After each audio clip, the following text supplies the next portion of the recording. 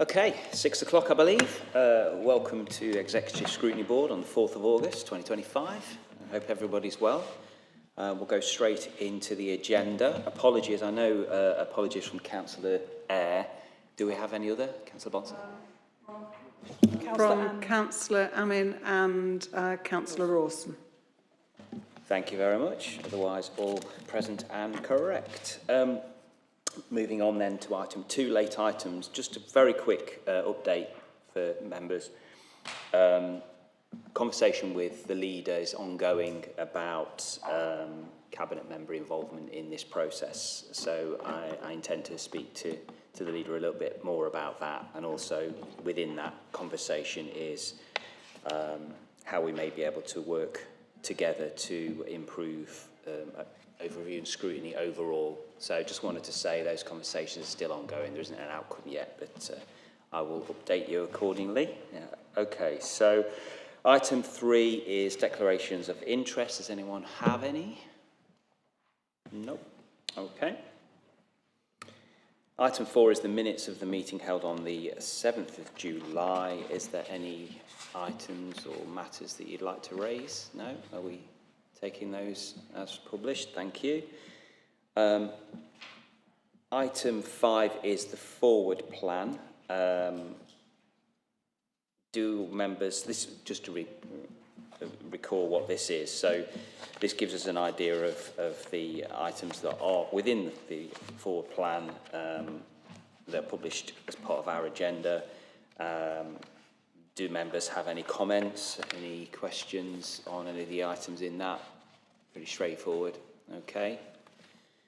Moving on then to what is now a rolling standing item, which is overview and scrutiny forward plan 25-26. Just a reminder again on this is really an overview of what the overview and scrutiny boards and committees are actually doing within the council as well. So that gives you a sort of a broad oversight of what the boards are doing and committees are doing. Is there anything in there that you'd like to highlight, or is it to note? No? Oh, yeah. Yeah, it's not something highlight, really, it's just a comment. One for, because in terms of our agenda, for things that we might want to scrutinise, there's a couple of issues. One is productivity. Reflecting on the last meeting where we discussed enforcement for food safety and etc., I was particularly concerned that some of the muddled thinking over productivity. So when you looked at the productivity of that unit, 30% of their time taken up on training, what's called downtime and administrative work.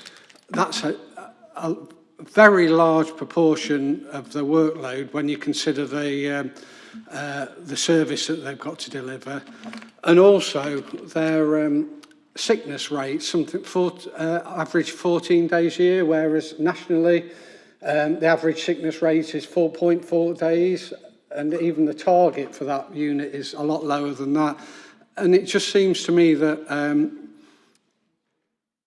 areas that I particularly looked at, scrutinised, that productivity doesn't seem to be top of the agenda. So I was wondering whether that's something as an executive scrutiny board that we could look at, how the council manages productivity, how leaders of individual services manage it, and whether it's basically fit for purpose. That was my first point, a potential future agenda item. My second point is really around, we've got a paper later in the agenda that's around SEND provision that's going to Cabinet on Wednesday. And I've got a couple of points. One, we're being asked to scrutinise that 2 days before it goes to Cabinet, which doesn't give Cabinet much of an opportunity, if there are any issues with it, to actually reflect on what might be an issue. And I'm not sure, I can only speak for myself, that having these expertise to scrutinise a paper like that ought to, my view, ought to have gone to one of the other scrutiny boards beforehand that's probably got the right level of membership to scrutinise it effectively. So, you know, that's my point. Are we, you know, in terms of our agenda, making sure that where relevant, it's been before another scrutiny board and may not even need to come back to this board because it's been scrutinised by a more appropriate board, if that makes sense. Yeah, on the first one, productivity, staff absence, sickness, that seems to be, well, would have been in the remit of the Personnel Committee, I think, or it will be, because at least staff sickness and absence. So I suppose that's supposed to have been picked up by one of the others. So where would that sit? If it's not personnel, it needs to fit somewhere. Sorry, Councillor Bonser and Councillor Wright. Yeah, we discussed this, didn't we, at the last meeting, actually, and that's now, because personnel aren't picking up that issue, which was always looked at by the Personnel Committee, I believe that's been, is that going to corporate services or chief execs or one of the other? What's the... Yeah, I'm just trying to look at the list to see about... It's included in one of the other scrutiny boards now, and it is, I thought it was going to be put on their agenda. Okay, what we'll do on that score then, what we need to do is check that staff absence, sickness and productivity is actually being picked up. We just need to make sure that one of the relevant boards is actually picking that piece of work up.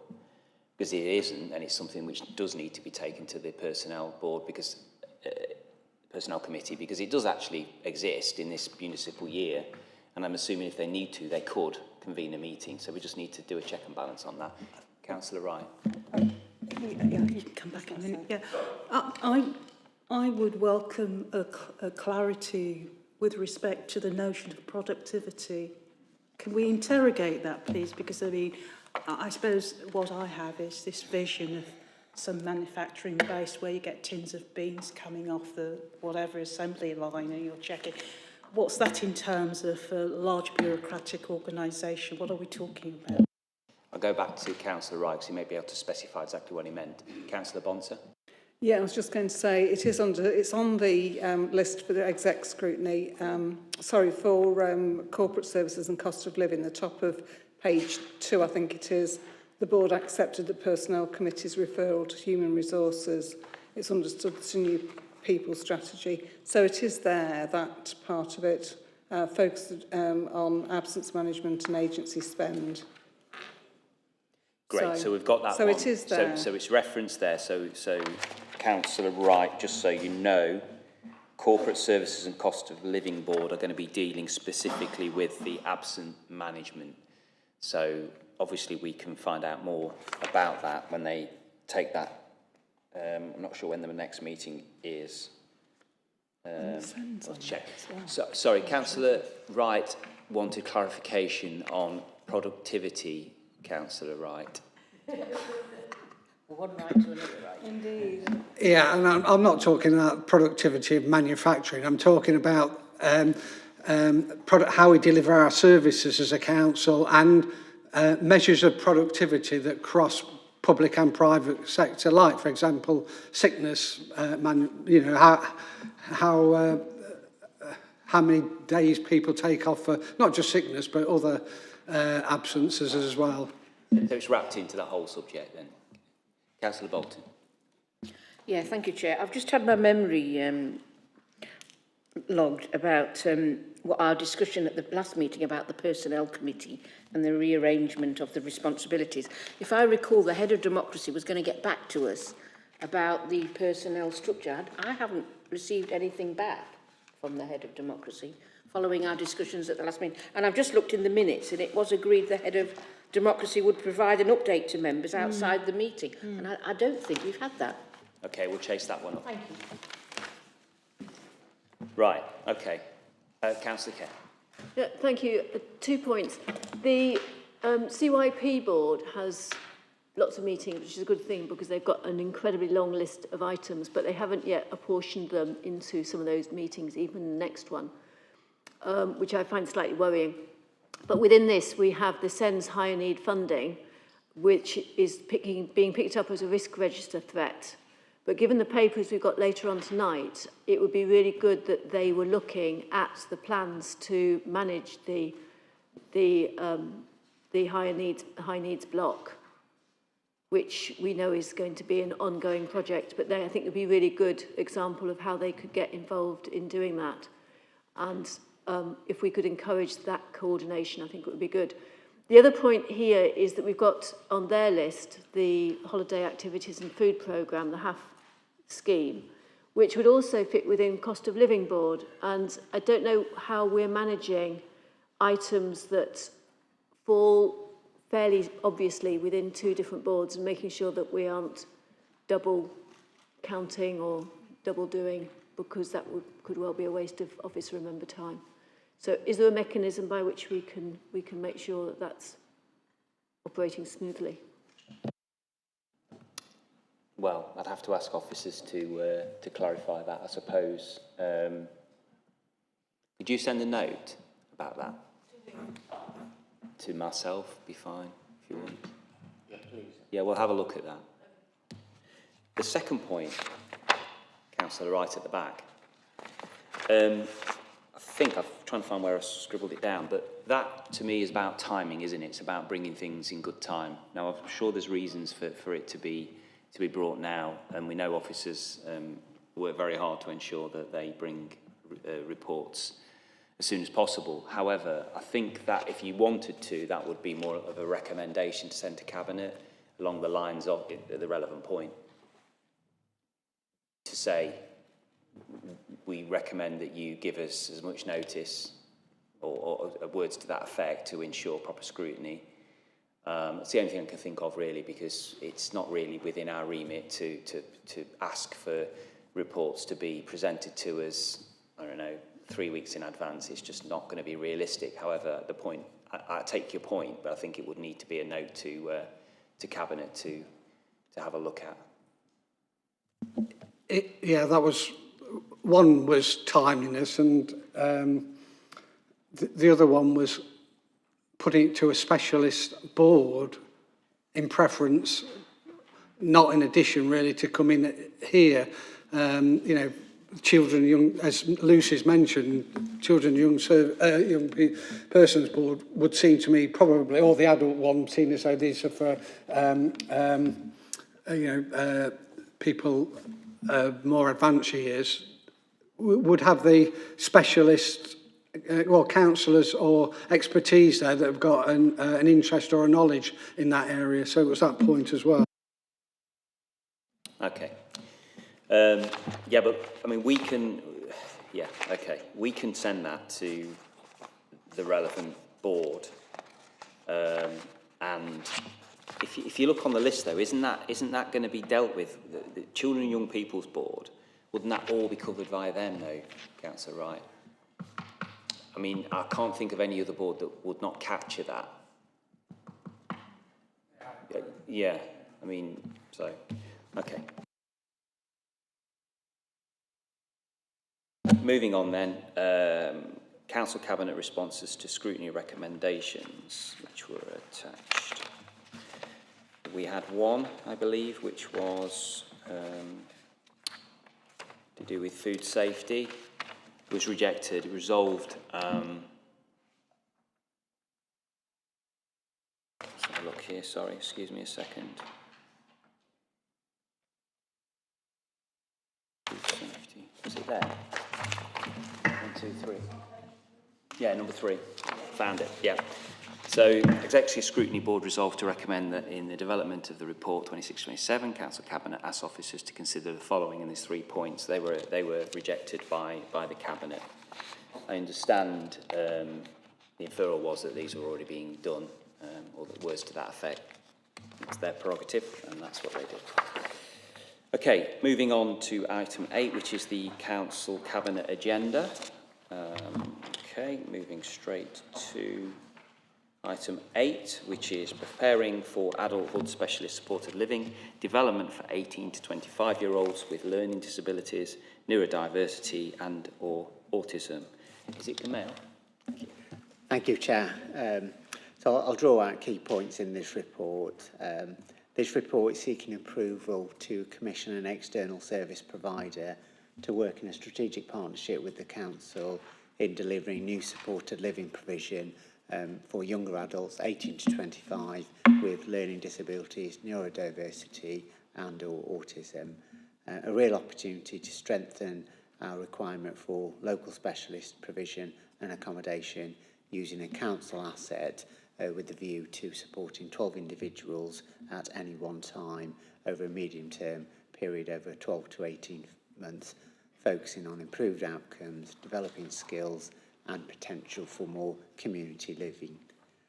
The setting a recently decommissioned pair of children's residential homes will facilitate the smooth transition of young people into adult social care and using a holistic and strength-based approach towards occupational therapy input and technology-enabled care. The approach delivers innovation in care and supports sufficiency in the local adults market as identified in the Younger Adults Supported Accommodation Strategy recently published. Supported living in is a costly market area and this is a new setting and is expected to provide better outcomes and value for money. And we're continuing to monitor the growth in younger adult population with complex needs and developing these particular models. So, Chair, in terms of recommendations, briefly, they're outlined within the report. The key recommendations are to approve an up to 10-year contract for the operation and management of this specialist setting, to approve commissioning and procurement activities valued at £10 million over that 10-year period, and the commencement of pre-engagement and market consultation to take this forward. Happy to take any questions, Chair. Thank you. Obviously, this is very important, and this is the start of the journey, I suppose. It'd be interesting to know how much information will we receive in regards to that process. Is it something which we will get regular updates on, or will it be a case of the process will be carried out and then we'll get the final outcome through scrutiny? If you just give us sort of a pathway for this.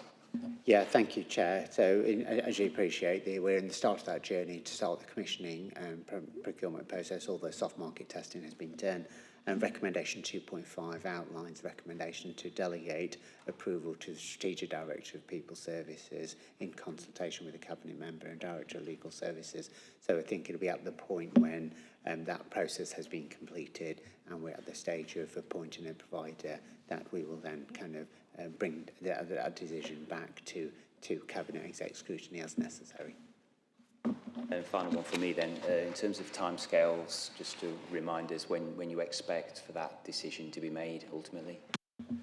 Thank you, Chair. A bit difficult to say at the moment. I would probably anticipate either towards the next April or slightly beyond that, because we're on the start of the journey, start the procurement process, then the evaluation. So it kind of feels like 10 to 12 months, probably where we are. But we would like to kind of bring that forward if we can, somewhat.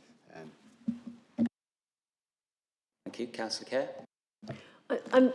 As a concept of supporting young people with learning difficulties into adulthood in a more maybe age-appropriate way, I think is great. But if I'm visualising the properties correctly, they are quite remote from convenient facilities like corner shop. I'm thinking, how far is it to walk to Asda, for example? And when I visited, if it's the right properties, as a children's home, it was quite dependent on car transport for people to reach facilities. So my thinking is that as I think the concept is a really good one, I'm not absolutely sure that those are the right premises to enable young people who probably won't be drivers and won't be able to afford a car to actually learn how to be independent and self-sufficient. And I just wondered if an assessment along those lines had been done. Looking at this, it's also got the comment here that continued improvements in diagnosis of learning difficulties, neurodiversity and autism from a younger age. is happening. And that is really good, because it should mean that some of the challenges that those young people face are able to be addressed at an earlier age, and therefore their needs down the line should be less than they would otherwise have been. But I'm just worried that we're not getting overdiagnosis and therefore putting people into a pigeonhole, because I have met people who have told me, well, I'm disabled because I'm autistic. Whereas in practice, somebody who is a high functioning with autism is not, in my view, disabled.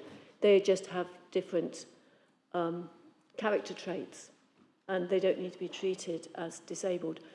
And I don't want them to be pigeonholed, because I think pigeonholing can make people play into a label. So as a concept, I'm really there, but I just want a bit of reassurance, please.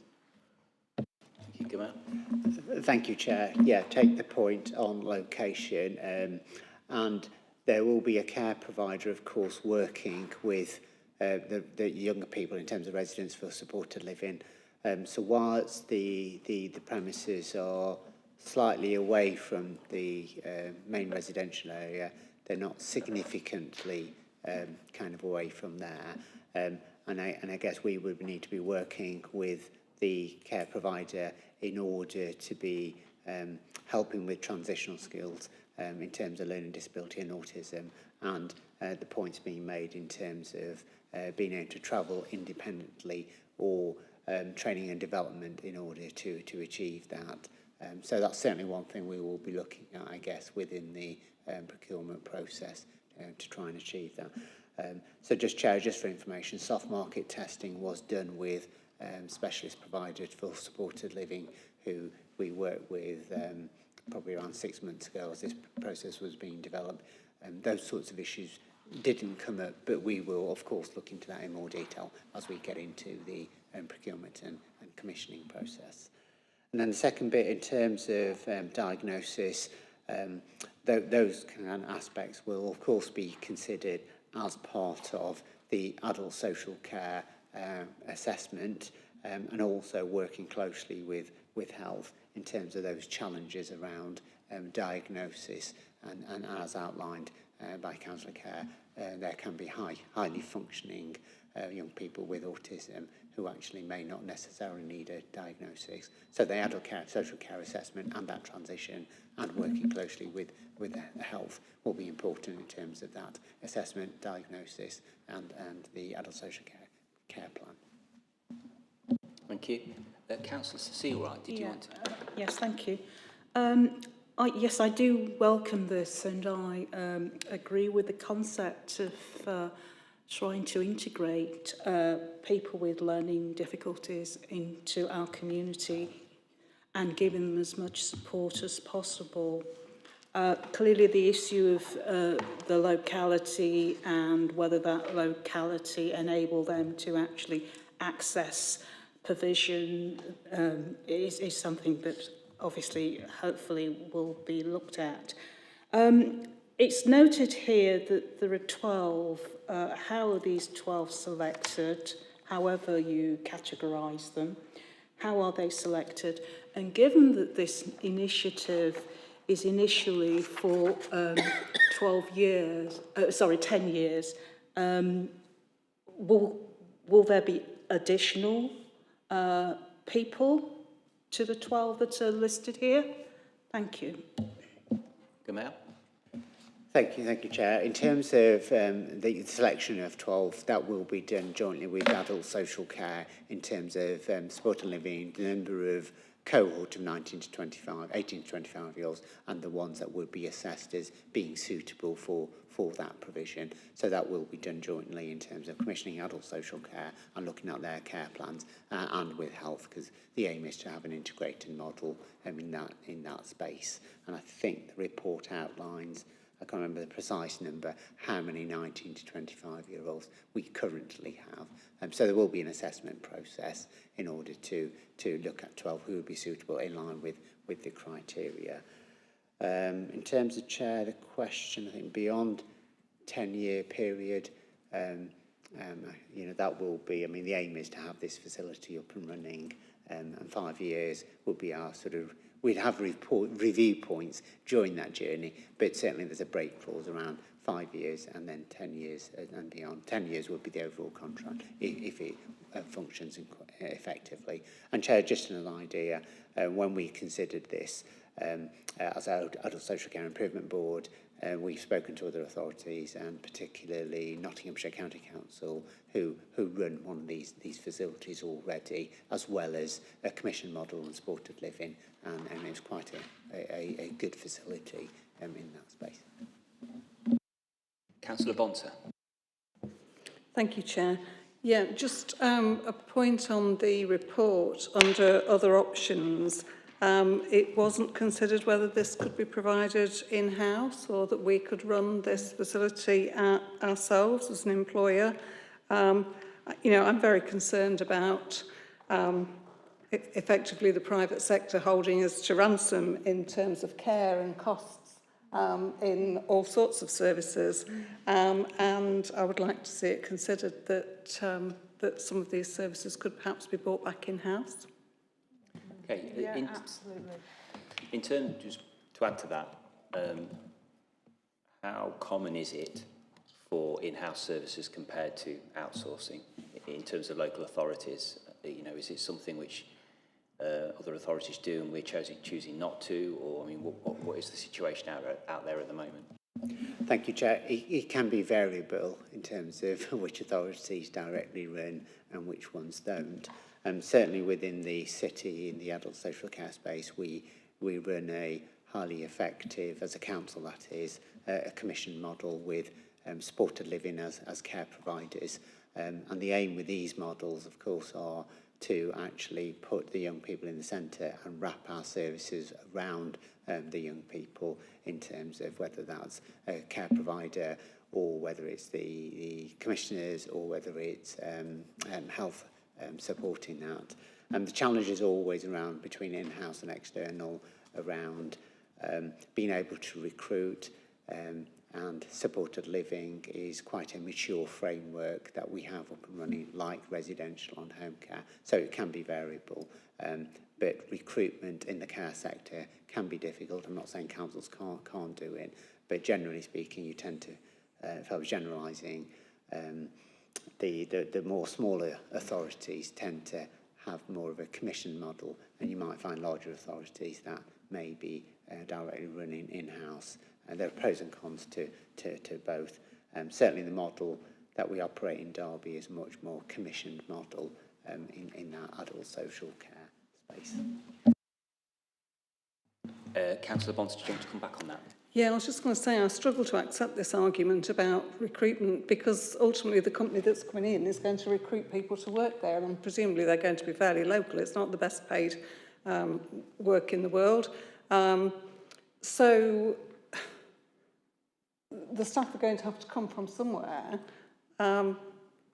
So, I don't really understand that argument, but I would like to see in the reports where it says considers other options, that we are considering these options.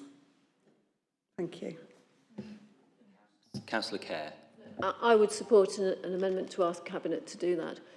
But I'm just wondering about the trajectory this is taking us, because we've had children's homes of this scale, and we've moved away from that to say it's actually more appropriate for children to be in smaller groups, family-sized groups. And now we're saying that slightly older people, it's appropriate for them to be in a similar age group, almost like a sort of student accommodation, which maybe is a reasonable comparator.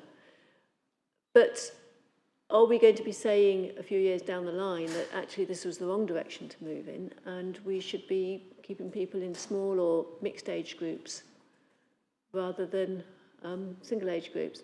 And sort of allied to that is some of these young people will probably have supportive families around them who might be able to provide some of the oversight and support that a young person living independently might need. And by putting them all in one place on a bit of the edge of the city, are we actually making it more difficult to enable them to maintain support of family as well? Gamal, do you have any comment on that? Yeah, briefly in terms of the number of young people, because we're referring to adults, although I appreciate they're 18 to 25, it isn't unusual in the supporting living market to have these numbers in particular homes of these size. And Chair, of course, Councillor Carroll will know they're almost two homes and one annex. So it's not a case of all being in one home, but I do take the point in terms of the ratios for adults are different in terms of you would have 3, 4, 5 in a particular home in that adult sort of setting. But of course that isn't dissimilar, as I say, to what we currently commission from supported living providers in that space. And in terms of location, take the point, we will be looking at that, and of course that linkage back to family members and that connectivity to communities is important to ensure that that remains in place. Okay. I sense a recommendation coming from one member, probably Councillor Kerr maybe. Did you mention that you wanted to put forward a potential recommendation? I would support Sue's point regarding a third option of looking at in-house provision. So let me see if we can.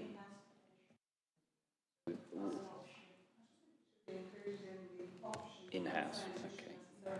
Could you have a think about the wording of that? We can come back to it, but then if you could just come back with the wording, maybe scribble it down, or even just send it to Stephen and myself, or we can get that recommendation through. One of the things which has just sprung to mind, because of the time frame of this, there's going to be a year, probably around a year before a decision is made effectively and this starts to move forward.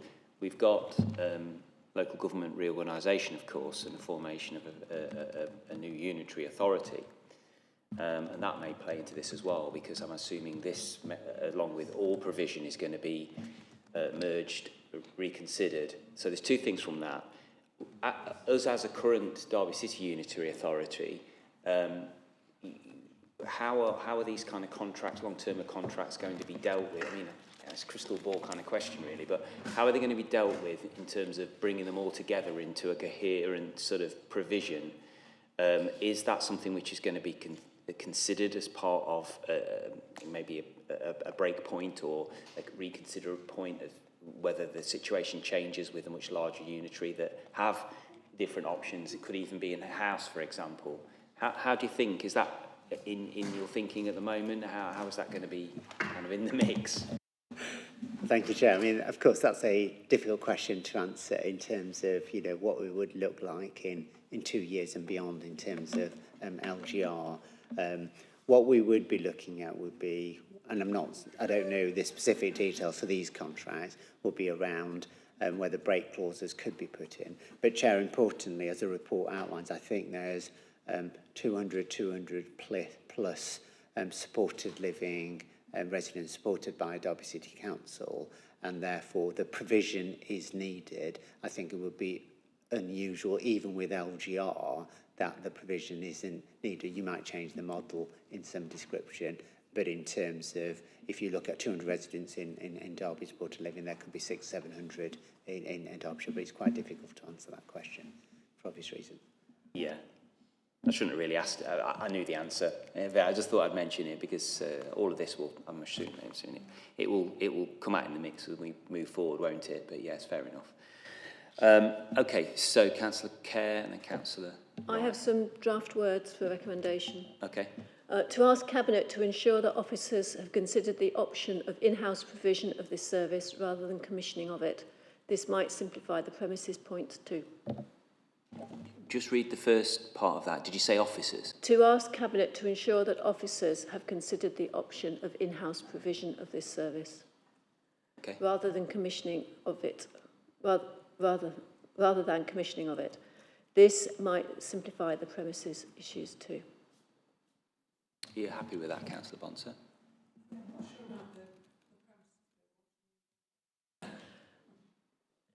There was talk in the report about whether there would be an arrangement for the organisation looking after maintenance, or we looking after maintenance, or it's split between the two.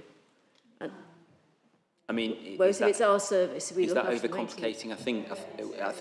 I think it was primarily on the care rather than nuances.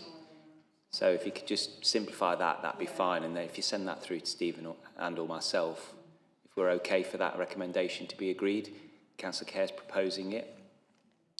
Would you like to second it, Councillor Bonser? Second that, thank you.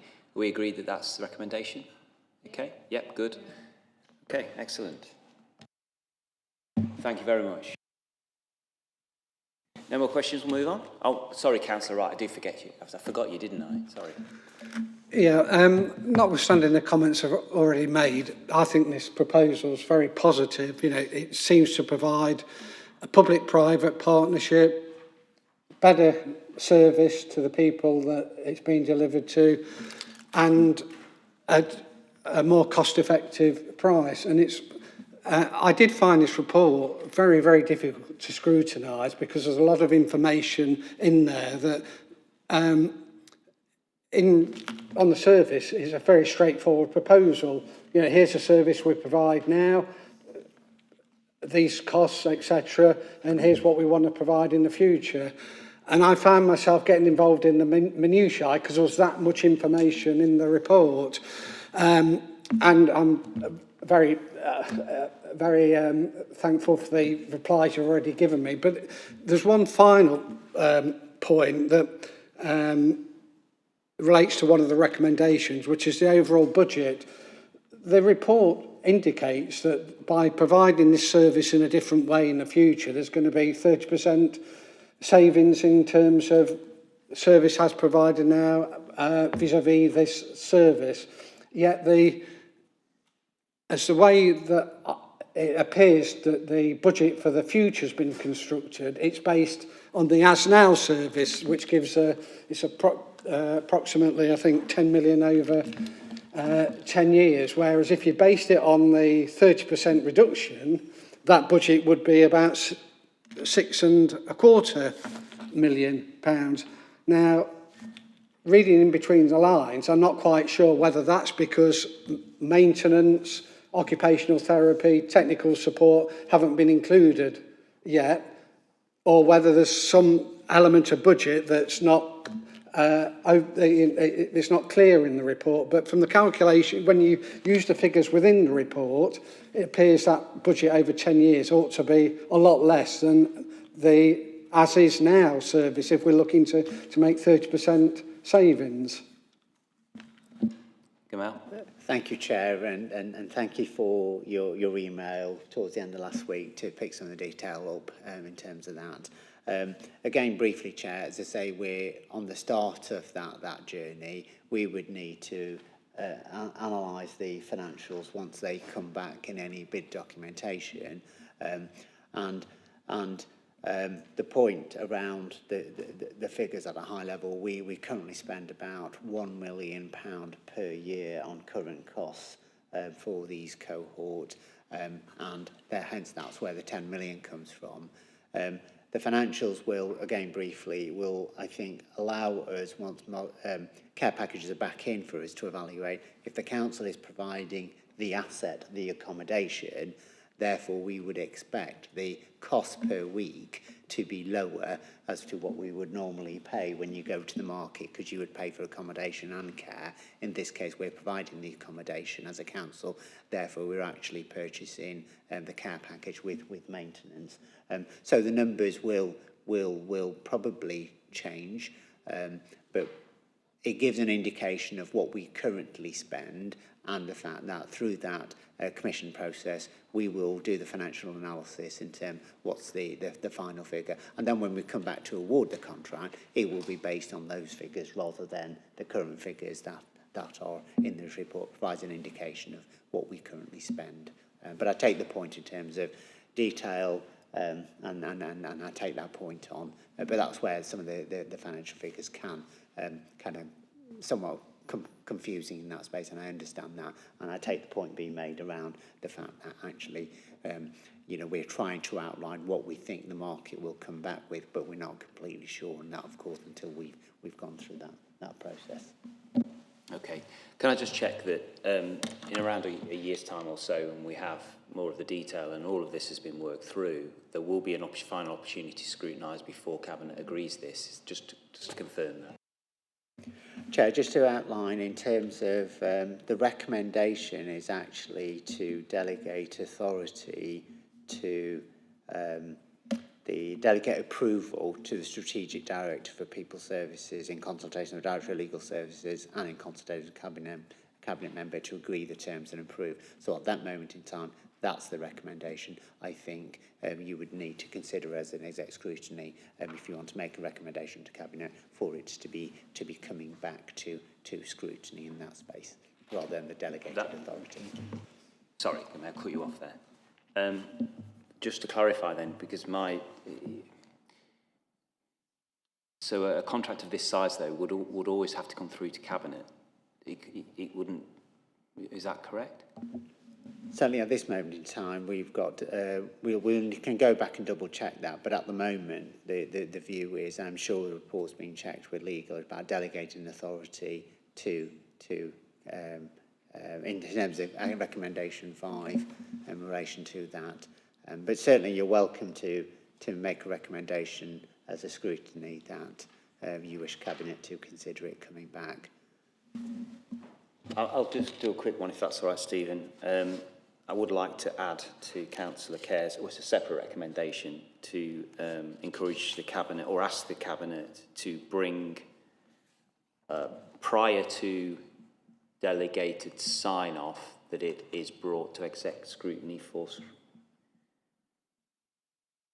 a report is brought to exec scrutiny. I very much doubt they'll probably go with that, but we'll ask them. It's just the fact that Councillor Wright makes a good point here. You know, there's a fair few questions here and assumptions within this report. As it stands, we're not going to see that detail before it's signed off. So I think that recommendation is a valid one. At least as a check and balance. I'm sure it'll be absolutely fine, but it gives us the opportunity, if Cabinet would agree, for us to have a look at it. I don't think it would slow things up too much if we were able to do that. But thank you for that clarification, because I was just wondering whether that was the case, and it clearly is. So, is that all right, Stephen? Mm-hmm. Yeah. Okay. Sorry, let's put that forward as a recommendation. Do I have a seconder? Yeah, thank you, Councillor Wright. Do it the right way. Okay, moving on.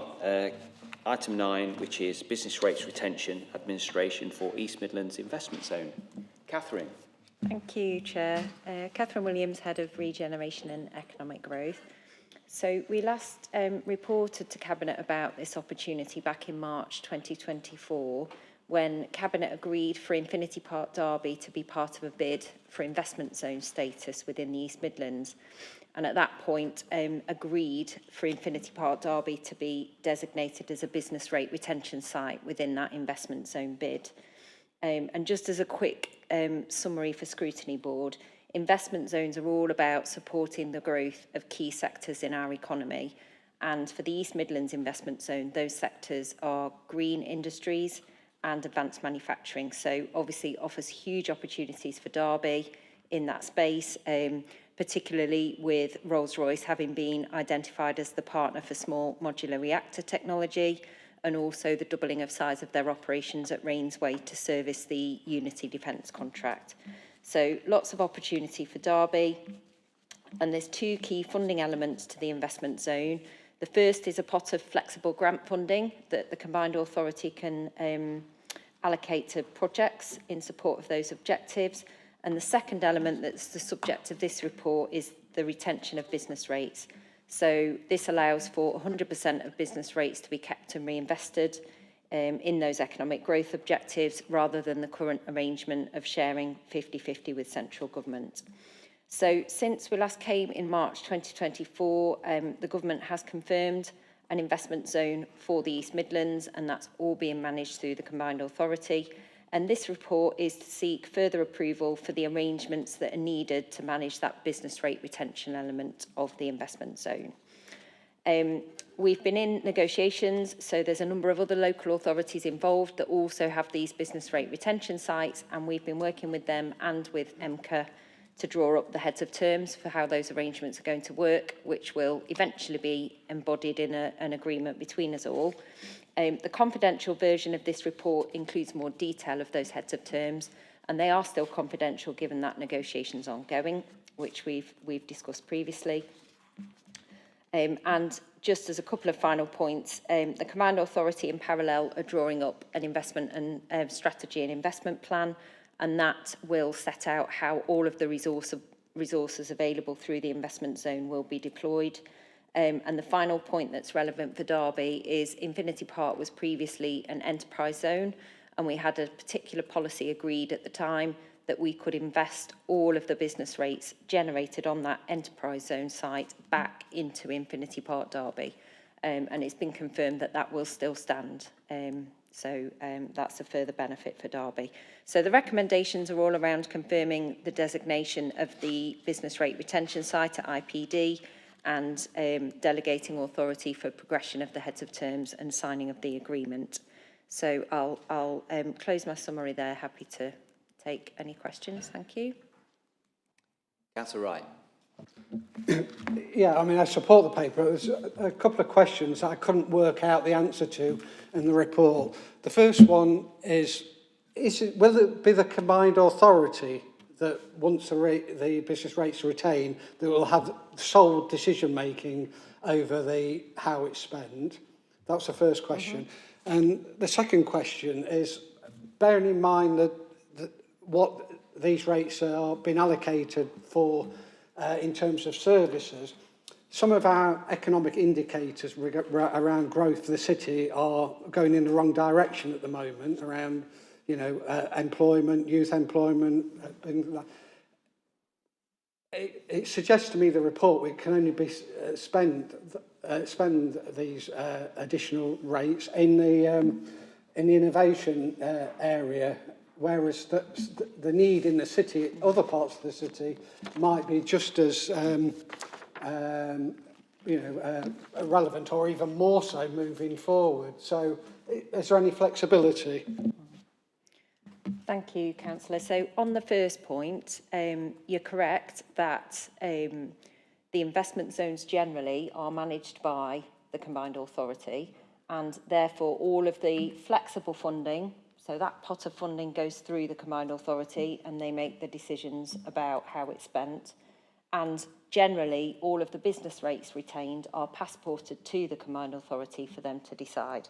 The slight quirk in Derby is because we've got that enterprise zone that already exists, we are able to focus the business rates that are generated at Infinity Park back into Infinity Park. Now, I guess we could look at the flexibility of that policy to address your second point, which is about the kinds of projects that you would want to support. And I'm not sure whether it's captured in the paper, I'll have to check afterwards, but certainly as a general principle, there's a range of capital and revenue activity that this funding can pay for. So it's not just roads and buildings, etc. It's also about supporting the right skills development, helping people to access work, etc.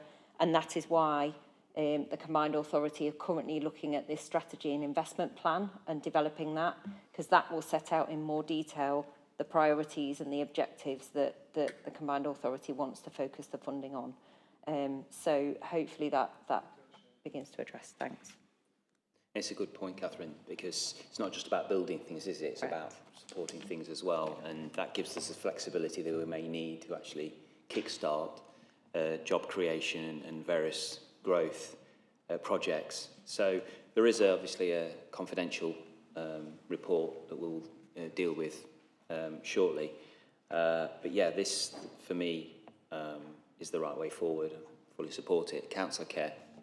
Yeah, I just want to get the money flows clear in my head, in that at the moment that area is an enterprise zone, so we keep 100% of those business rates within the city at the moment. So What- at the moment, we don't keep the business rates. We still passport them through to the combined authority, even on the enterprise zone, but they are ring fenced for use on projects that benefit Infinity Park. That's the slight difference. So although the enterprise zone was set up prior to the MCA coming into existence, we transferred those rights to MCA at some previous meeting, or Cabinet did. The original agreement was with the local enterprise partnership that preceded the combined authority. So the enterprise zone was managed through the local enterprise partnership. And when MCA, I think this is how it happened, I don't know whether Alison's got a view, but when MCA was created, all of the legal agreements associated with the local enterprise partnership were novated across as a matter of course to the combined authority. Okay, thank you. That makes more sense. So what we're doing is, in effect, confirming that that's what is happening and that they're getting, the business rates is going to go to MCA and they're going to have 100% of them. So we'll, as before, not receive them. But what are we actually gaining? Well, Because when you say we won't receive them, ring fenced, I think is the key. So can we just go through that once more? it's already ring fenced. We're Yeah. not getting the money because Yeah. we already said we weren't going to get the money, but 100% is coming back to us. Yeah. This time not from D2N2 but from MCA. So your concern is, specifically your concern is so we can get the officers to allay those fears or answer? So what's actually changing? Okay, so a couple of responses on that. The first is that just to reconfirm the point that without the investment zone and without the enterprise zone, we would share, as a local area, we would share business rates 50-50 with central government. So that's the first benefit, if you like. 100% of business rates are reinvested in the local area. And the second point, and this is, I do acknowledge this is where it gets slightly complicated. There is a map in Appendix 1 that shows the difference between the enterprise zone and the investment zone. And the investment zone is actually much bigger than the enterprise zone. It extends beyond Derby City's boundary into South Derbyshire and covers the wider area that's known as South Derby Growth Zone. So there will be additional business rate retention benefits, and there's obviously the flexible funding pot as well that we wouldn't get to invest in local projects without investment zone status. Okay, if I may just come back then. So what this does is expand the current area to a larger area. Yes. And because we're working with MCA, we would hope MCA would also put some of its additional money into this area on top of what we would already be getting. Well, we've got the flexible funding, which is extra money to MCA from central government. From MCA. We'll hope to come to us. Well, the flexible funding is for MCA to allocate to projects, so we can apply, we can put proposals forward to the combined authority to say, here's some ideas that Derby might want to progress to help you achieve your objectives, but the allocation of that money is MCA's decision. Could we put bids in for that money without doing what we're doing, what Cabinet have been asked to do on Wednesday? Do we have to be part of the investment zone authority to be able to do that, or can any other authority do it? I'm not sure. I can. I can try and answer that one, Lucy. So essentially, the investment zone covers the whole of the East Midlands area, but the report is dealing with the tax site, which is slightly different. So the tax site enables us to retain those business rates. So not all of the MCA area is a tax site. There are 3 tax sites, of which the Infinity Park is one of them. So it gives us additional benefits than the rest of MCA would have under the investment zone status.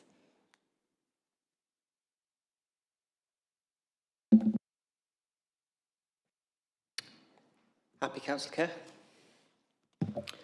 It seems to be a very bureaucratic sort of process, but I suppose that's what we have so often with MCA. There'll be more of it to come, I think. Any more questions? Are we okay with that? Obviously, we are going to be dealing with the confidential report to do with this, but thank you very much for now, Catherine. We'll move on. Item 10, provision of contract for vehicle maintenance. Robbie. Thanks, Chair. It's Simon Aiken, Director of Communities. Simon, No, it's fine. No, Don't know why I said Robbie. Apologies. No, thank you, Chair. So this report is around the provision of a contract for vehicle maintenance. So there's been a number of reports which have come through the Chamber recently. One of them was around food waste and our needs within that service to implement that food waste collections from March next year. And the other one was around the purchase of land for us to extend and build a new site for our frontline services. So as part of that catalogue of projects, we need to outsource some of the maintenance. So the purpose of this report is to seek approval to procure and award a contract to an external service provider or providers for the provision of routine and reactive maintenance to repair the Derby City Council's highways, HGV fleet and associated plant and equipment. So the recommendations are to approve, to procure and award the new contract, and then to delegate the approval to the Strategic Director of Place following consultation with the Director of Corporate Governance, Property and Procurement to finalise and enter into said contract. So as quickly identified, the reason for doing this is that the food waste service commences on the 31st of March next year and will require an additional 15 vehicles to come into Stores Road. We've also got the extension of the highways work through MCA, so there's a need for us to outsource that element of work. The current workshops at Stores Road cannot take on this work, they're not big enough, and equally our O licence hasn't got capacity to accept the vehicles, so that's why we need to look at outsourcing them. So the contract we're looking for is an initial 3 years starting from January 2026 with potential for 2 years extensions. The contract has been considered in relation to LGR and we'll have break clauses if at some point we decide that we need to do something different or if we want to extend that scope. I guess that's it if anyone's got any questions. Thank you. No, thank you. Thanks for one of mine. I was going to mention LGR. It's going to come up again and again, but it's good to know that you've thought about that and moving forward. We obviously understand the overview of the changes coming with regards to food waste as well. Can I just ask, before I open this up, is this something which you're aware a lot of the local authorities have done themselves in terms of outsourcing? Is it uncommon? Is it common to go through this process? Are we alone in this, or is there lots of other authorities doing the same thing at this time? We're not alone with outsourcing work, but I think our situation could be different with other authorities. So had we have had a depot big enough that we could extend the workshop in there and recruit some more staff, we wouldn't be outsourcing, but we haven't got that luxury, so that's why we need to look at this route. I mean, in the long term, would that be an option? I mean, in terms of the cost of looking to make improvements or capital investment or whatever it needs to be to keep it in-house and build it that way, is that something of is that a long-term ambition? Do you think that if we outsource this, it will remain an outsourced service, or is there something on the horizon in the future where you may feel that we build up our own provision? I mean, what's the thinking in terms of officers on that one? I mean, it's always a future, opportunity for us to look at bringing it back in-house. We would look to have to build a new workshop, so we would need some capital investment to do so. But that's something we could look at in the future, but definitely not for the short term. I mean, obviously it's a bit of a curveball question. You probably may not have an answer, but I'd be interested to know the cost of the two options. I mean, obviously is it a more of a practical move because of the time frames, or is it that the option of building it up and retaining it in-house is significantly more potentially to outsourcing? I mean, what terms of the costs of the two options? So we've had a look at the costs of, or indicative costs of outsourcing the current fleet. What we've not done is done a business case to look at building a new workshop and employing more staff and taking the work on permanently. We've not done that at this stage. Okay. Councillor Kerr and then Councillor Cecile Wright. We had a report not so long ago looking at the potential for purchase of additional land not that far from Stores Road and be able to use that for more vehicles and so on. And there were other buildings, I don't know about buildings on that land, but there are also other buildings already on the Stores Road site, which is presumably where the existing garage workshop is. So have we looked at reallocating use of buildings so that we could expand where we are and making use of the new site, which presumably has capacity for lots more vehicle storage, because that's why we were getting it? So we are currently looking at feasibility across the two sites. So Stores Road current site is completely full, both from a space and a no licence capacity point of view. So we wouldn't be able to maintain those vehicles in Stores Road because from a, like I say, from a no licence point of view as well as a space. The new site purchase should have gone through today. So we will be able to now start working on a plan on the new site. There are various options for that. As the report that went through for the purchase of land also had a pink paper which talked about the other option that we may be looking at. So I can't discuss that at the moment, but I can talk to you afterwards. Okay. Any more questions? Councillor Cecile Wright and Councillor Okay, John Wright. thank you for this paper. I do understand that in light of the capacity issue with respect to maintaining vehicles, that this measure of outsourcing in order to address the capacity issue is expedient. I do fully understand that.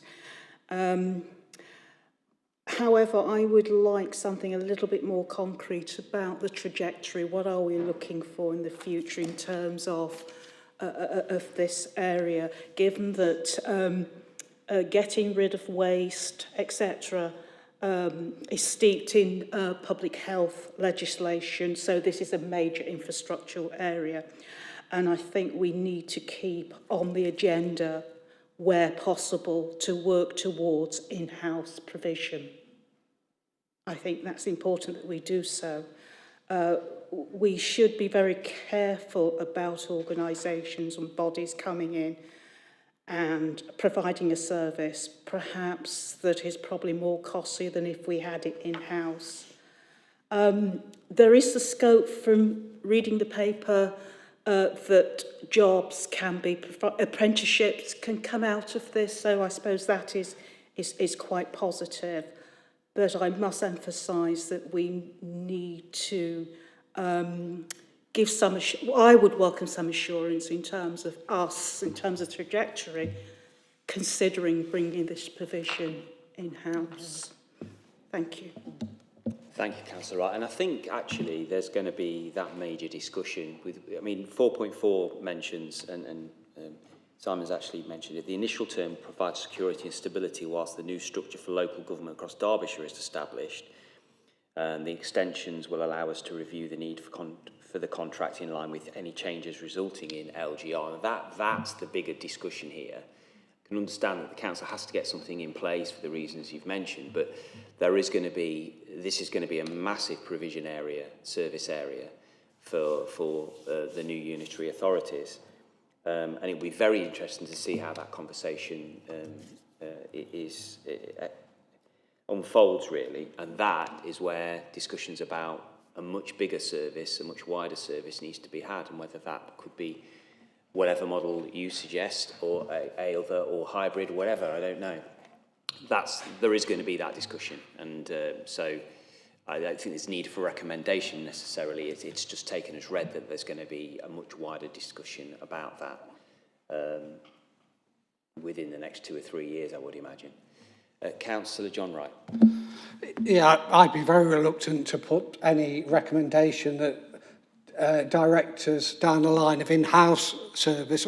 My experience with electric vehicles is that their service intervals tend to be longer than internal combustion engine ones.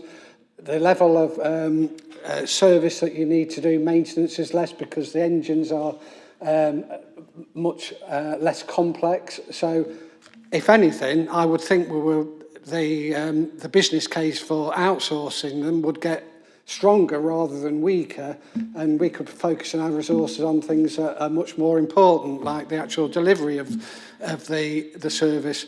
And just one of the questions, is the gully cleaner going to go into the maintenance? Because we haven't seen the new gully cleaners on the road recently. Thank you. So I'd have to check on the gully service, to be honest. It's not one of my services, so I don't know if it has been out or not, but I can check and come back to you. And to answer the question, I don't know whether the gully vehicle is in our internal or external vehicles. We are trying to retain the more specialist equipment internally. So we're retaining the maintenance of the refuse collection vehicles and the sweepers because they are more specialist. But the gully vehicle, I wouldn't know off the top of my head, to be honest. Okay, is there any more questions? Councillor Kerr. Can I put forward a recommendation for people to consider to ask Cabinet to ensure that the possibility of using part of the additional depot site for an expanded in-house vehicle servicing in the future, also bearing in mind changes which will come with local government reorganisation? Well, I'll put it out there. I mean, my view is, and I'm not going to influence the members. They can make their own decision on it.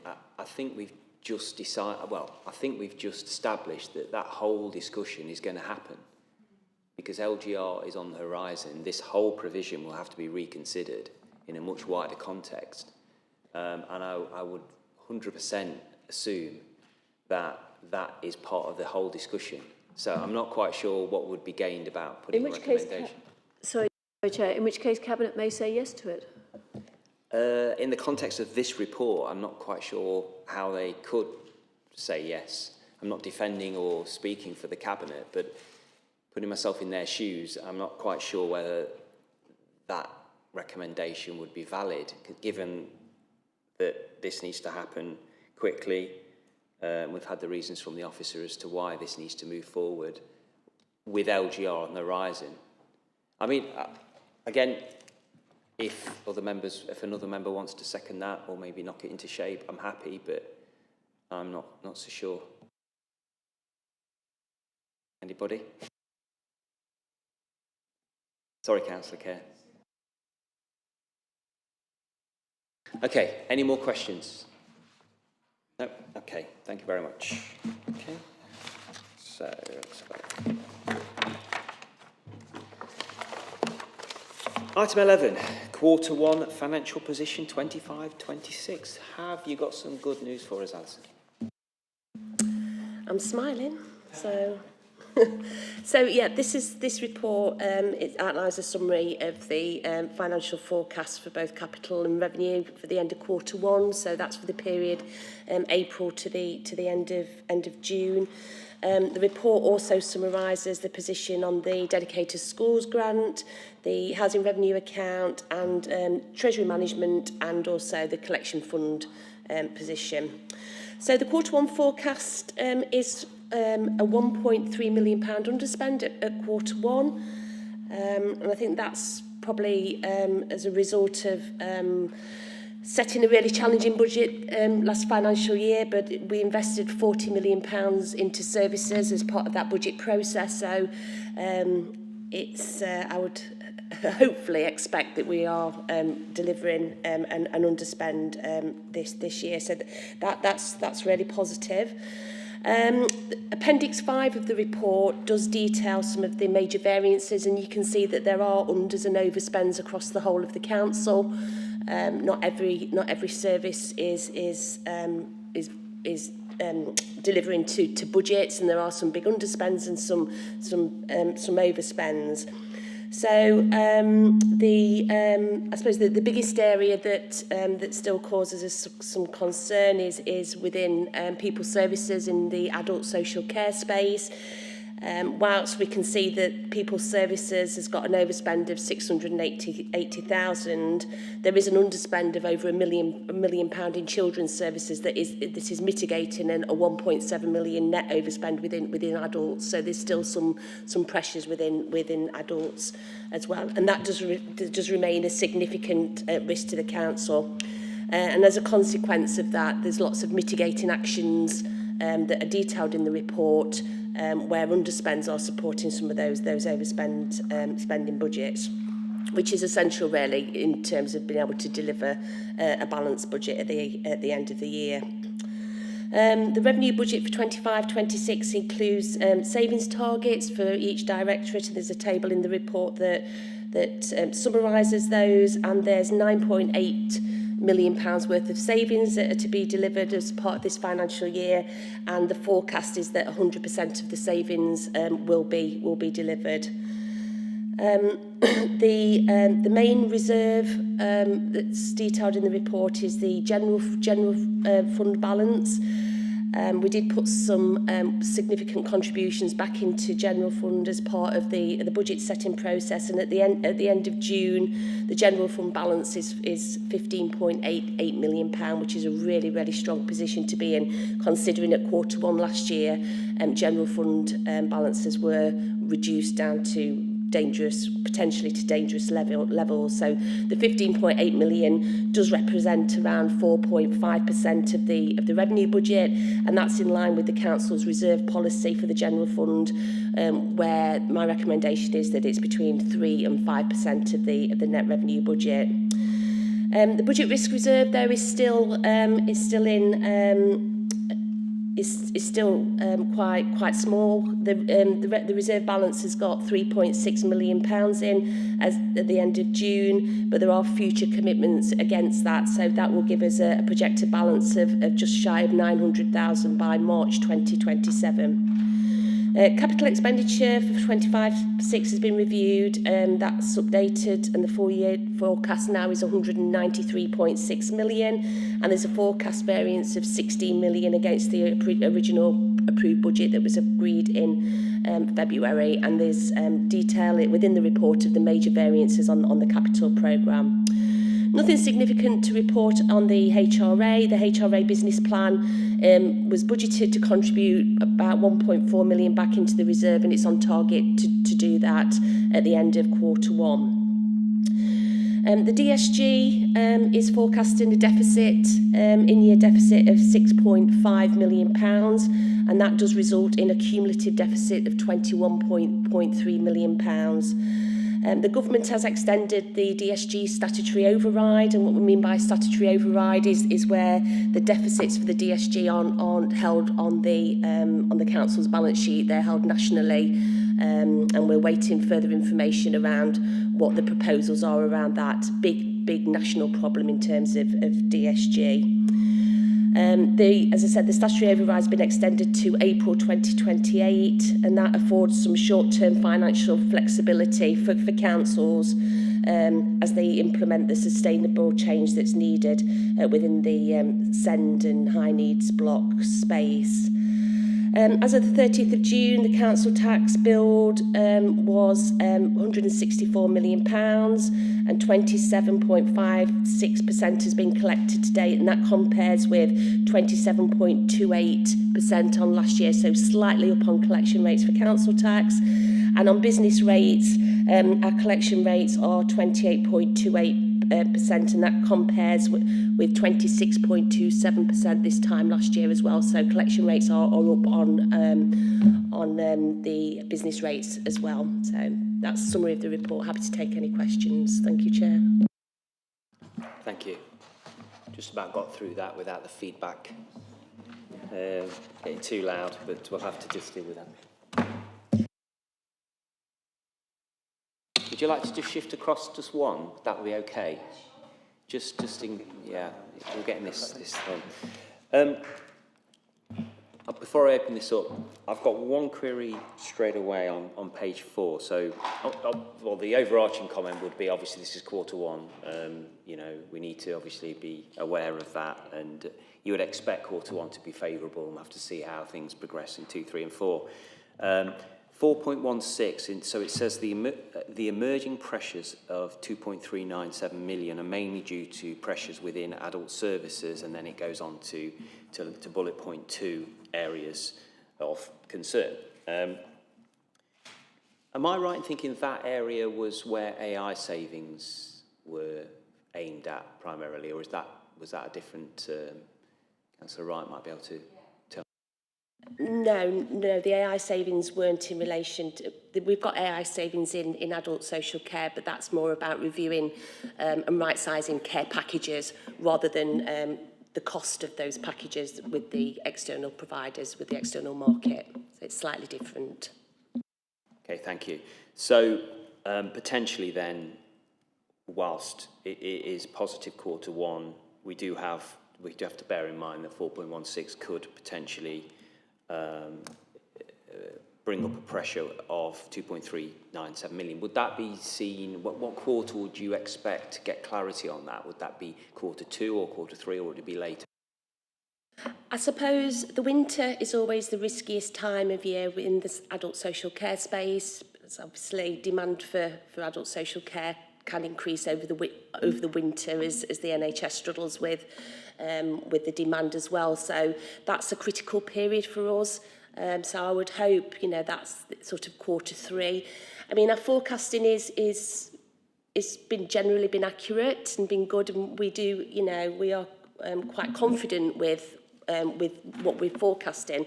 But as I said, the winter period is the biggest, highest risk area in the social care space. And just finally on that then, currently, if there were to be a pressure, you don't expect it, your projections aren't expecting more than 2.4 million. Is that correct?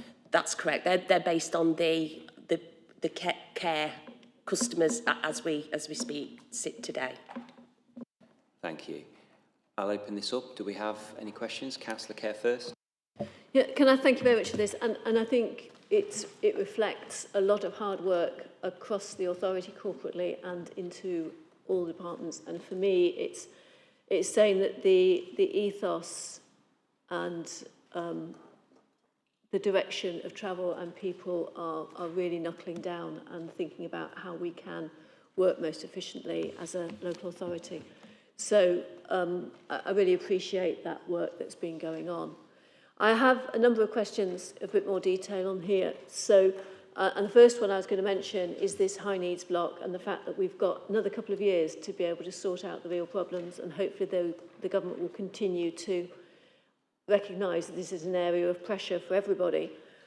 But there is a hint there that we're going to be doing some additional work and some planning on this. And this is where, Chair, I was hoping that the CYP scrutiny would be able to come in and be working closely and some sort of oversight or briefings or whatever with the team who are doing that work, hinted at on page 10.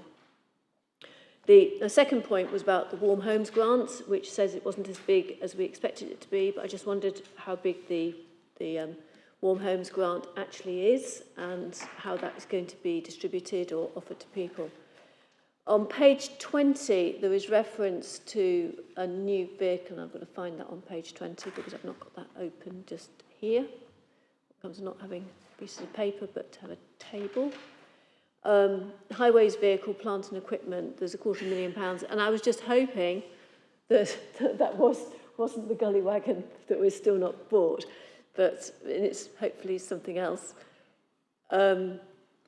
We've got a talk about the levelling up funding and the Guildhall, and that fact that funding's now come in, which is good news. Does it give us an idea as to when the timing of the Guildhall and that project is actually going to move forward, and we'll be getting that back into use?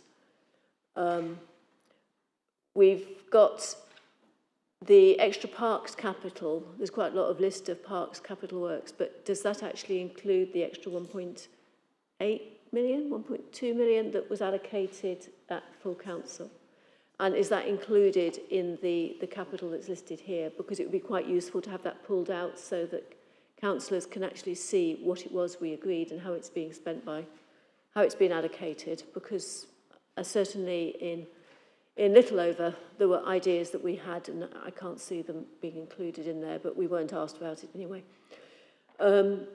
We've got somehow a surprise increase in due to inflation for income rental, and I just wondered why it was a surprise. Didn't we anticipate that there would be income rental going up on page 28? And then there's the sad talk about the demolition of the Hippodrome and the work that's gone on there and the liabilities for that.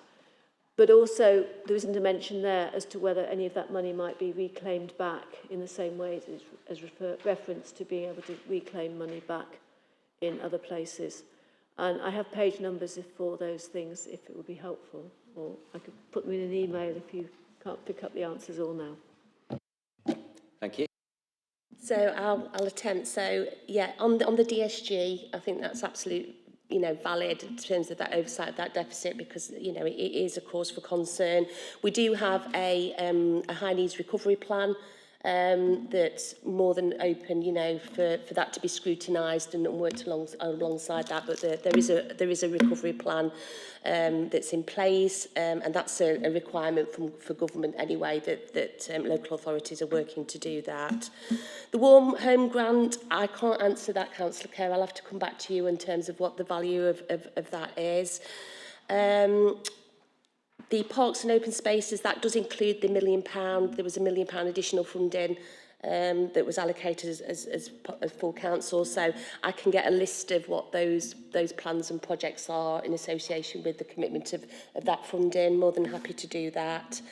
The Hippodrome, I think we are entering into some conversations with the landowner around what that compensation may look like. It's definitely not something that we've let go of.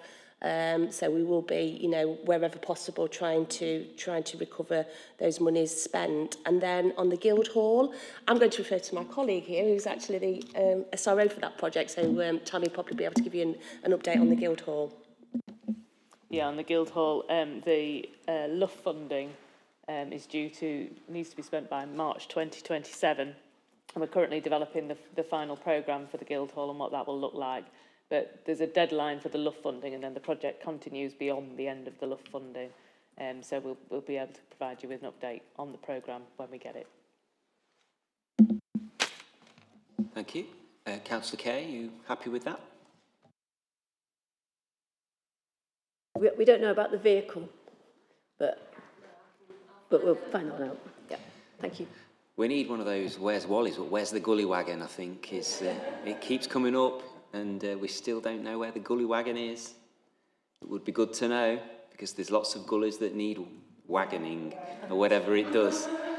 I've got a few in Mickleover if you want to start there, but I'm sure the other councillors will have lots of drains that they need clearing as well. But yeah, in all seriousness, we do need to push that, because I know that colleagues across the chamber have been asking the same questions, and we don't seem to have an answer to that. Thank you. As long as it doesn't put too much of a budget pressure on. But I assume we have the money as well, so I think, yes, we do. So it's no pressure. Get it ordered and we'll be sorted. Okay, Councillor John Wright. Yeah, can I refer to paragraphs 4.18 and 4.19 around savings? Normally, we have an appendix that covers this. I mean, bearing in mind we're looking to save £10 million over the year, yet in Q1 we've got basically 100% certainty we're going to deliver that at only a third through the year, and some of these, from memory, from the budget planning meetings, some of these are quite complex areas. I just wondered why, the rest of the report is really comprehensive and a lot of information, and I've got no other questions really, but why savings only has got, two very small paragraphs and no explanation and no risks around it when there's such a significant part of the budget process. So the detailed savings were in the would be in the budget report that was in February. It wouldn't be normally, because there's lots of pages of that appendix. So it's not something that we would normally add on here onto this report. I acknowledge that it is a small, in contrast, it is a small element, but we do monitor them really closely and put a lot of challenge into the system. But the majority, well, quite a big chunk of that savings was in relation to staffing reductions. I think just over £4 million was in reduction to the circa 100 FTs that were taken out of the budget. They were actually delivered before the start of the financial year because the majority of those were through the deletion of vacant posts. So we've got confidence, absolutely, we can tick that one off, they have been delivered. The other bigger elements are in relation to, the second biggest is probably in relation to AI in the adult space, and we've got some real positive achievement of savings already to date in the first quarter. So I take on board that probably a little bit more analysis for future reports. I'm more than happy to do that, but just to give committee some assurance that we do absolutely scrutinise and make sure that they're delivering against the delivery plans. Yeah, I mean, I'm very confident on the latter point that they are scrutinised, but obviously I certainly would like, because particularly around the AI issue, I take the point on the taking the posts out, easy to monitor and report back on, but the AI one is probably a lot more problematic. Can I just ask, Councillor Wright, you mentioned risks. What was your point there? That there wasn't detail about what the savings, the consequence of the savings might be. Is that what you meant? It's really, each of these areas has got 100% certainty that it's going to be delivered by the end of the year, and I've never known yet a budget that in any format you could predict with 100% certainty. There must be some of these that, and last year we actually changed mid-year some of the savings, didn't we? So it doesn't seem realistic, but I do take the point they're monitored, but it just seems a bit, everyone's 100% and we're only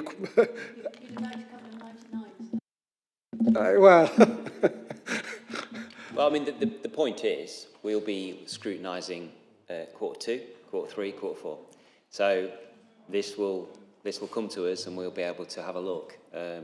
Quarter 1 obviously is the starting point of this financial year, so we'll have to see how things progress, and it may be that your concerns may be valid, or you may find that everything will be, the predictions will actually be will come through as the officers say. So that's going to be obviously our opportunity to have a look at that. So it's a bit of a crystal ball really, isn't it? But you're right to raise it. Is there any more questions at all? No? Okay, thank you. So we'll move on to item 12, which is Eugene Allison, which is contract and financial procedure matters. Thank you. Thank you, Chair. So there's 2 substantive items on the report this month. The first one is in relation to the acceptance of £2.879 million of funding for adult skills. And that's funding from the combined authority. So the adult skills funding is designed to help get Britain working by supporting individuals aged 19 and over to gain skills and qualifications and training they need to improve job prospects, progress their careers and move into further education. And just to note, really, this isn't new funding. The Adult Skills Fund is a continuation of the DFE's Adult Skills Fund grant, and it's been allocated. The funding now sits with MCA, so we've been privy to this funding for a number of years directly from the DFE. So that's just to confirm that that's not new monies. The second element of the report is in relation to the flexible use of capital receipts. And there was a change in the capital receipts rules that was introduced in 2016, and the council opted into those that use those rules from the financial year 21-22. And what it does is it allows authorities to use qualifying capital receipts to fund transformational projects. And that scheme has recently been extended by government to March 2030. So the MTFP for 25, 26 to 27, 28 was approved by Council in February, outlined the Council's intentions to continue to utilise capital receipts for transformational purposes and to support the Council's transformation programme. At the time of writing the budget report, though, no suitable receipt had been identified to utilise. The Council's property rationalisation strategy, delivered through the Delivering Board, is now gathering momentum, and selling assets surplus to the Council's requirement releases valuable capital receipts. While these receipts can't be used for day-to-day activity, they're a valuable resource for either reducing the Council's debt payments or providing funding for much-needed transformation. And the report proposes that £2 million worth of capital receipts are put aside to support the pump priming of that transformation programme.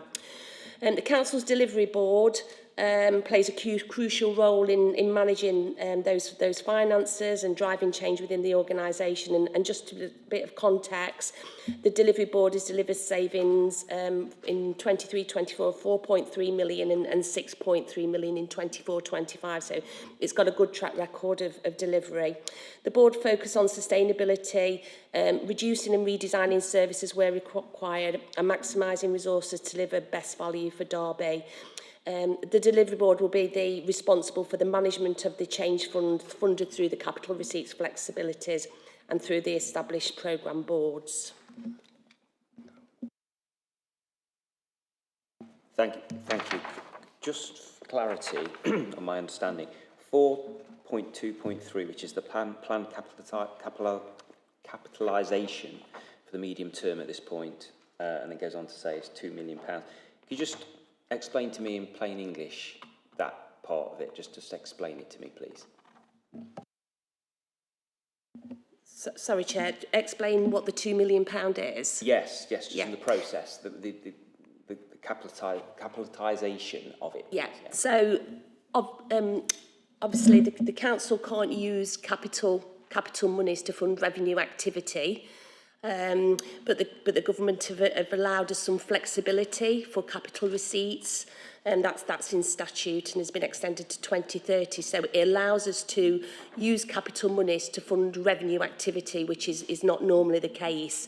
And that allows us then to pump prime transformation projects. Now, MHCLG monitor this very, very closely, just to ensure that councils aren't just using capital receipts to fund day-to-day activity. So they are really closely monitoring. You have to submit, detailed plans around your use of that funding and what it's actually delivering.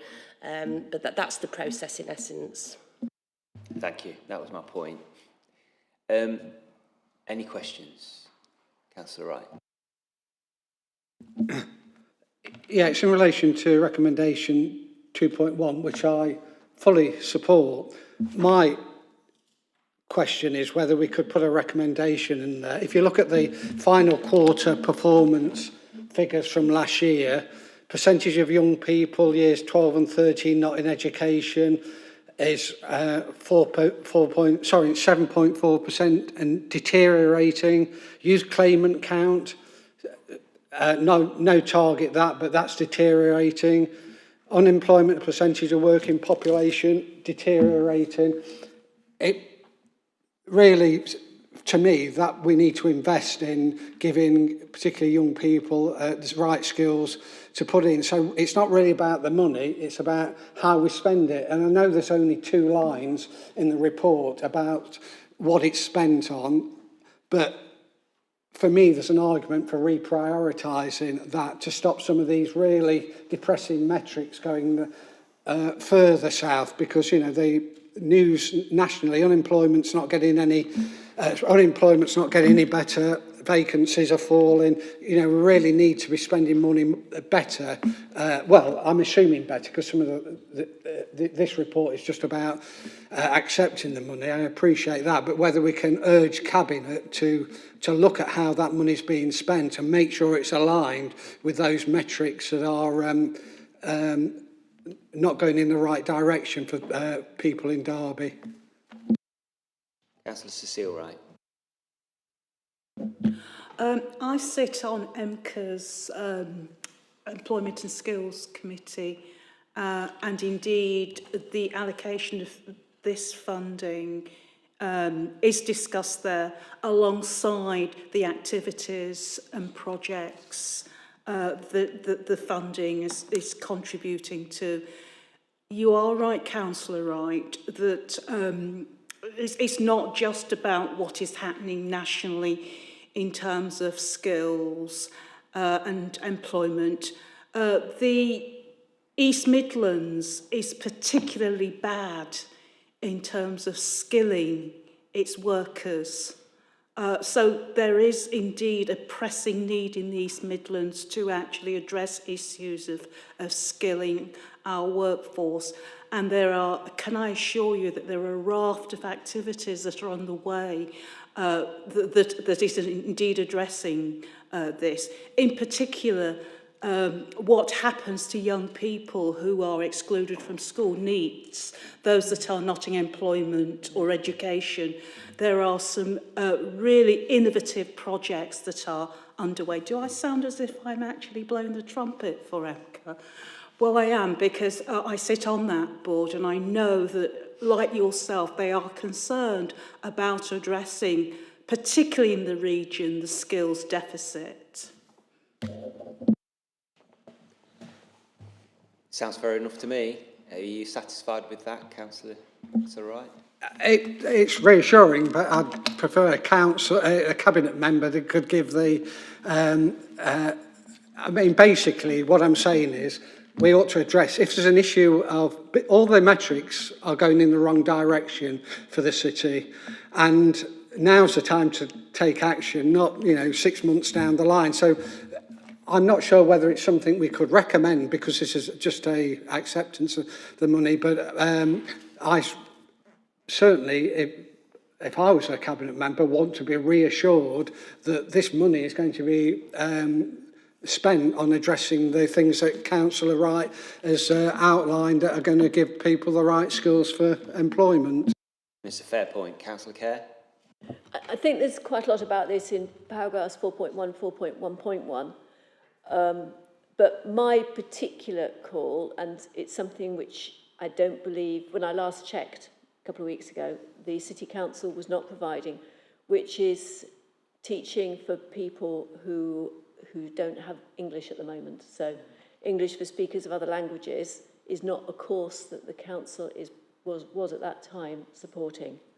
And there wasn't anything for September either. Obviously, it's summer holidays time at the moment.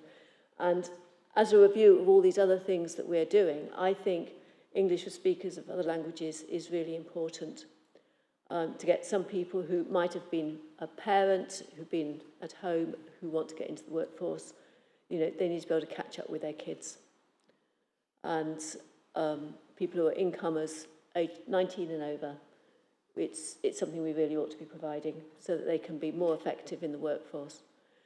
So if we've not got that in the plan, can we make sure it is in the plan, please? I'm sure officers can take that on board. Okay. Are there any other further questions, comments? Okay. A very interesting discussion. I'm sure officers have listened intently. And we will obviously return to this as we move forward. But if there's no other questions, I'll move on. Okay, thank you. So, Stephen, do you need me to repeat this, or? Yeah. Okay, so item 13 is consider the resolution to exclude the press and public during consideration of the following items. Do you want me to say that, or are we okay? As read, is everyone's agreement with that? Okay, thank you very much. Thank you very much.